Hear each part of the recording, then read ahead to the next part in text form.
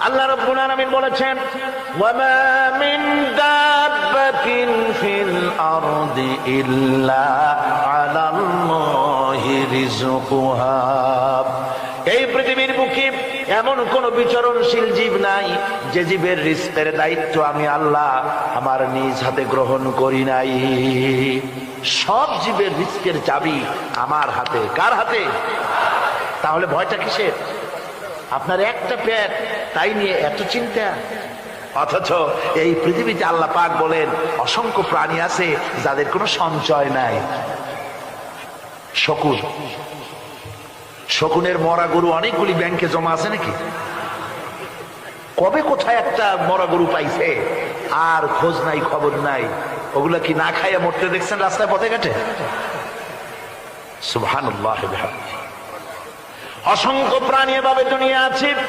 আল্লাহ রাব্বুল আলামিন বলেন যাদের কোনো সঞ্চয় নাই, যারা কোনো সঞ্চয় করে না, এ ধরনের সাপগুলি, শিয়ালগুলি, বাঘগুলি, পাখিগুলি, জলচর প্রাণী, স্থলচর প্রাণী আর অন্তরিক্ষে মহাশূন্যে উড়ে বেড়ায় যে সব প্রাণী, এ ধরনের শত সহস্র কোটি কোটি প্রাণী, তারা সকাল বেলায় খালি পেট নিয়ে বেরিয়ে যায়।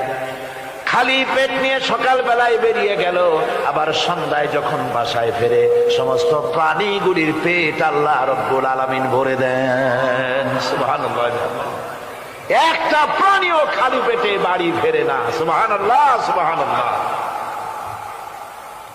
অথচ তাদের কিন্তু জন্ম নিয়ন্ত্রণের ব্যবস্থাও নাই। জঙ্গলে যত প্রাণী আছে তারা কি কোনদিন মিছিল করে এসে বলেছে বাংলাদেশ সরকার আমাদের জঙ্গলের মধ্যে কোনো খোঁজ খবর তা আপনারা রাখেন না, এখানে বাচ্চা কাচ্চা বেশি হইতেছে আর খাওয়াইতে পারি না, এবার কিছু পরিবার পরিকল্পনার ওষুধপত্র পাঠান? কোনদিন বলেছে? বলে নাই, বলবেও না। কে খাওয়ায়? আল্লাহ পাক খাওয়ায়। আল্লাহ পাক খাওয়ায়।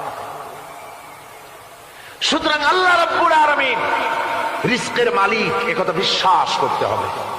সেই বিশ্বাসের অর্থ এই নয় যে আপনি চুপ করে বসে থাকবেন আর ফেরেশতারা রান্না করে আপনারে রূপচাঁদা মাছ খাওয়াই দিয়ে যাবে, এরকম বিশ্বাস করতে হবে, কাজ করতে হবে। এর ফলে আল্লাহ রাব্বুল আলামিন রিজকের ব্যবস্থা করবে।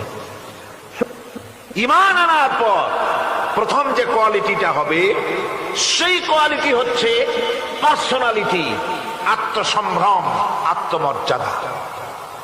দুনিয়ায় কারো সামনে মাথা সে নত করবে না, মাথা নত করবে কেবলমাত্র আল্লাহর কাছে।